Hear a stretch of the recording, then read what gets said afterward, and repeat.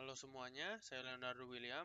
Saya selaku perwakilan dari kelompok saya akan mempresentasikan presentasi tentang pasar barang dan jasa. Pertama-tama kita akan membahas tentang pengertian dari pasar barang dan jasa. Pengertian ini akan dijelaskan oleh Agnes. Pengertian pasar barang dan jasa. Pasar barang merupakan tempat terjadi interaksi dalam bentuk permintaan dan penawaran antara penjual dan pembeli terhadap suatu barang. Terdapat dua macam pasar barang, yaitu pasar barang nyata atau yang juga disebut sebagai real, dan juga pasar barang abstrak. Selanjutnya adalah pasar jasa. Pasar yang menjual produknya dalam bentuk layanan atau kemampuan kepada konsumen.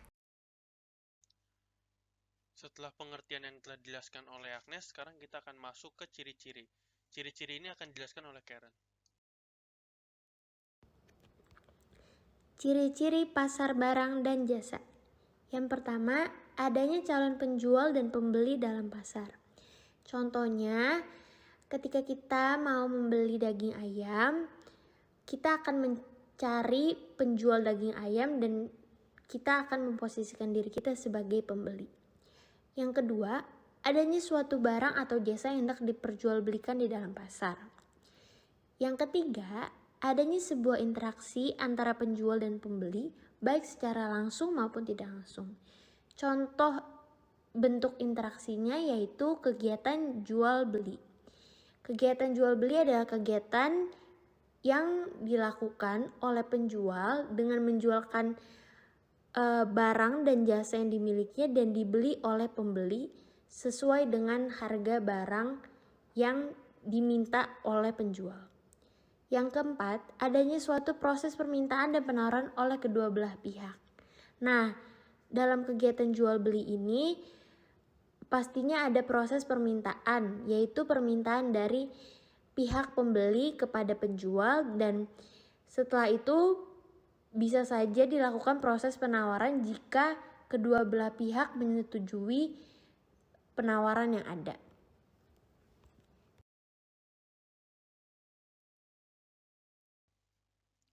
Selanjutnya, saya akan menjelaskan tentang macam-macam pasar barang dan jasa. Dan sekarang saya akan menjelaskan macam-macam dari pasar barang dan jasa, di mana saya menemukan pasar barang terdapat dua macam, yaitu pasar barang nyata atau real, dan satu lagi terdapat pasar barang abstrak.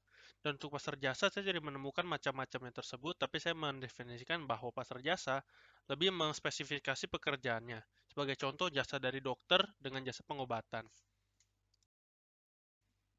Dan sekarang saya akan menjelaskan apa itu pasar barang nyata atau pasar real. Untuk pasar barang nyata atau real sebenarnya itu adalah pasar yang proses transaksinya berlangsung di tempat dan barang langsung dibawa oleh pembeli. Maksudnya adalah segala jenis transaksinya dari tawar-menawar hingga deal-dealannya terjadi secara langsung dan barang bisa langsung dibawa oleh pembeli.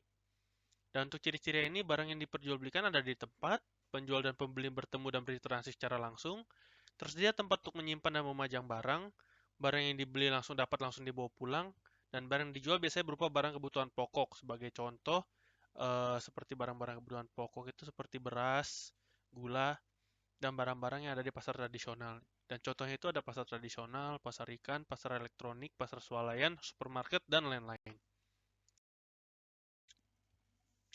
Sekarang saya akan menjelaskan apa itu pasar barang abstrak.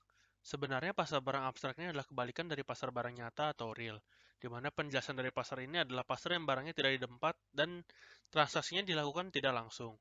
Ciri-ciri dari pasar ini adalah barang yang diperjualbelikan tidak ada di tempat karena dilakukan secara online, lalu penjual dan pembeli berinteraksi secara tidak langsung atau online.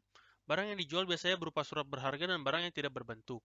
Sebagai contoh, pasar uang, pasar modal, pasar valuta asing, pasar tenaga kerja, dan bursa komoditi. Selanjutnya akan diberikan contoh-contoh dari pasar barang dan jasa, dan ini akan disebutkan oleh Celsi Moza. Contoh dari pasar barang yang pertama, pasar barang produksi, yang kedua pasar barang seni, dan yang ketiga pasar barang konsumsi. Yang pertama, pasar barang produksi. Pasar barang produksi merupakan pasar yang memperjualbelikan faktor-faktor pendukung suatu produksi. Pasar ini juga memperjualbelikan sumber daya produksi seperti pasar tenaga kerja, pasar mesin industri, pasar uang, dan pasar mesin otomotif. Yang kedua, pasar barang seni. Pasar barang seni merupakan pasar yang memiliki kegiatan memperdagangkan hasil karya seni produk masa lalu, masa kini, atau produk lokal yang muncul dari budaya daerah setempat yang bersifat asli, unik, langka, dan legal. Contoh dari ini yaitu Pasar Seni Gabusa di Yogyakarta, Pasar Sukawati di Bali, dan banyak pasar seni yang berada di daerah lain. Yang ketiga, pasar barang konsumsi. Pasar barang konsumsi merupakan pasar yang memperjualbelikan barang-barang konsumsi.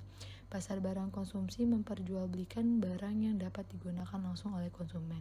Contohnya, pasar beras, pasar tekstil, pasar buah-buahan, dan pasar ikan.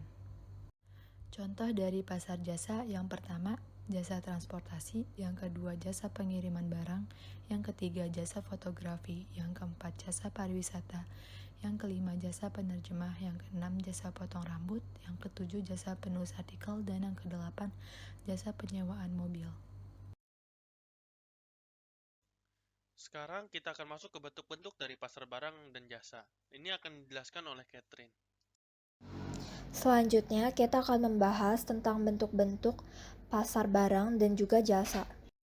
Bentuk-bentuk pasar barang dan juga jasa dibagi lagi menjadi 3. Yang pertama, ada bentuk pasar barang berdasarkan cakupan area. Yang kedua, berdasarkan jenis barang yang ditawarkan. Dan yang terakhir, berdasarkan dengan kriteria.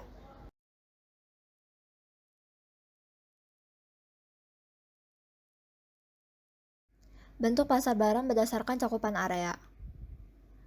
Pasar ini dibagi menjadi 4. Yang pertama, pasar lokal, kedua pasar daerah, ketiga pasar nasional, dan keempat pasar internasional. Pasar lokal merupakan pasar setempat, pasar yang hanya dikunjungi atau dipergunakan oleh anggota masyarakat suatu daerah yang jaraknya tidak terlalu jauh dengan lokasi pasar ini. Misalnya adalah pasar tradisional di suatu daerah tersebut. Yang kedua ada pasar daerah. Pasar daerah merupakan pasar yang terdapat pada suatu daerah tertentu. Biasanya masuk di bawah naungan perusahaan daerah dan transaksinya meliputi suatu daerah atau wilayah yang lebih luas. Contohnya adalah Pasar Klewer di Surakarta. Yang ketiga ada pasar nasional.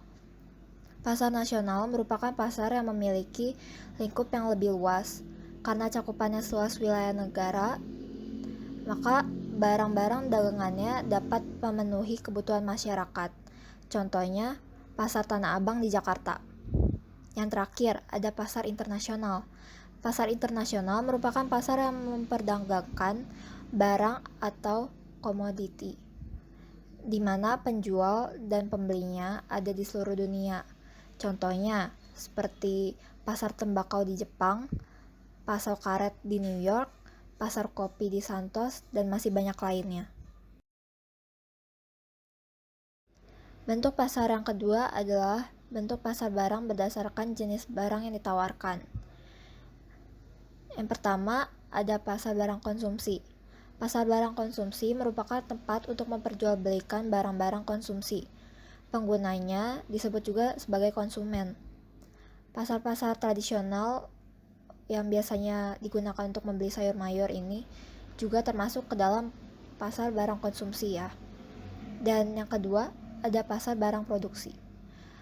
Pasar barang produksi merupakan tempat yang menyediakan sumber daya pendukung suatu produksi atau barang yang dibutuhkan untuk membuat barang dan juga jasa. Misalnya, ada bursa tenaga kerja. Bentuk pasar barang yang terakhir adalah bentuk pasar barang dengan berbagai kriteria. Nah, bentuk pasar ini dibagi lagi menjadi 2. Yang pertama, ada pasar persaingan sempurna dan juga ada pasar persaingan tidak sempurna. Pasar persaingan sempurna yaitu pasar yang di dalamnya terdapat penjual dan juga pembeli.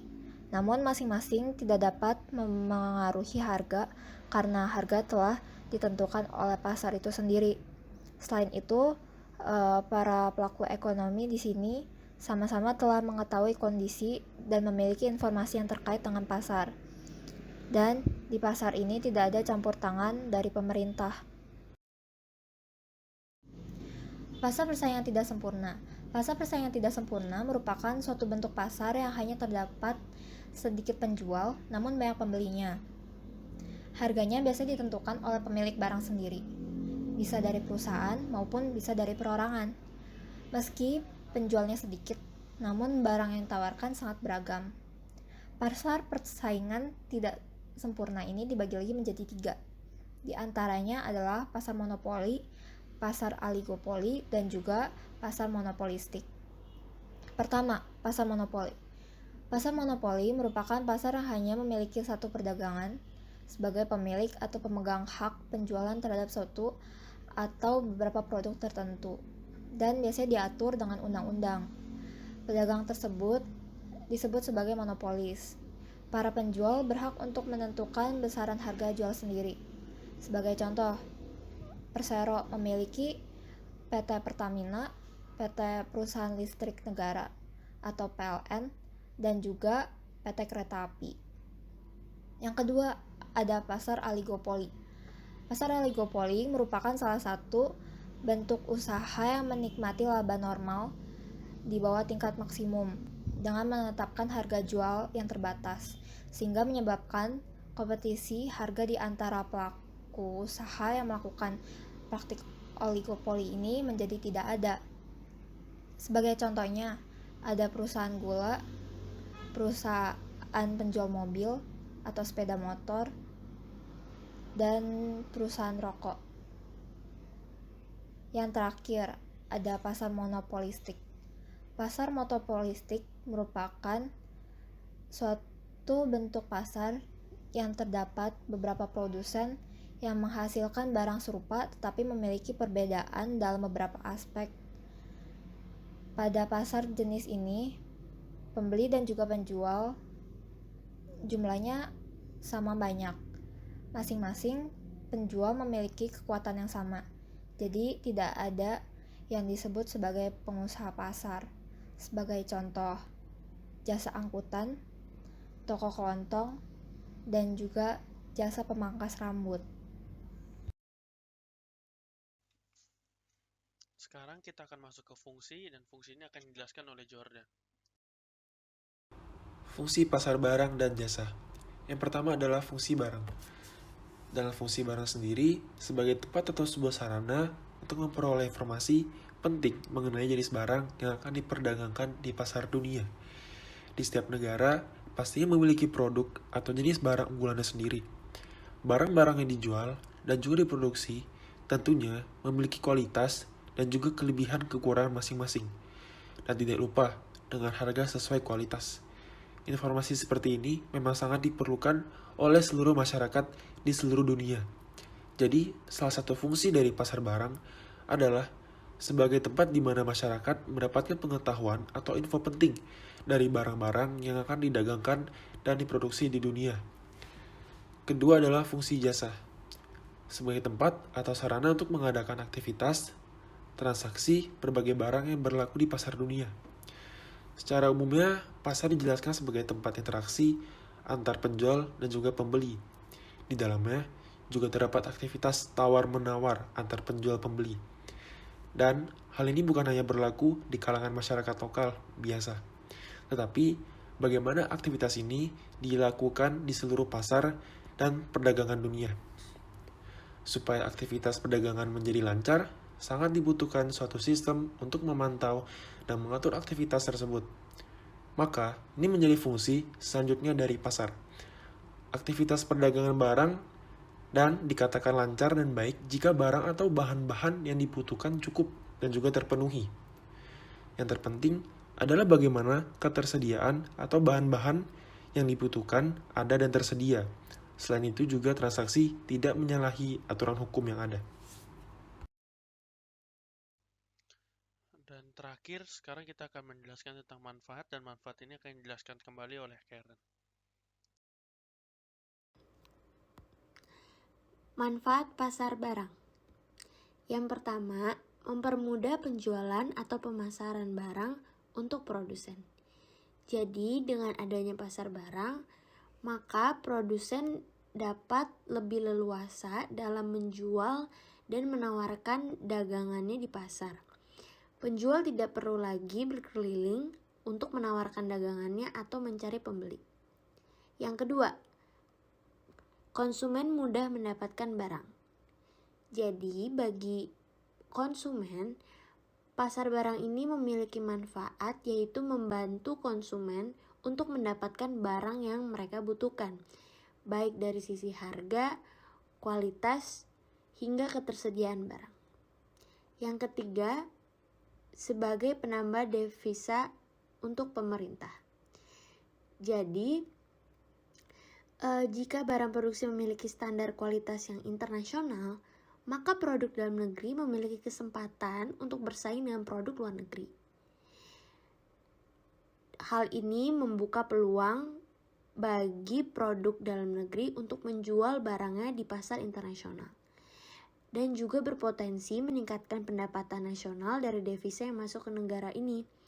Dalam hal ini, pemerintah merasa sangat terbantu dengan adanya pasar barang.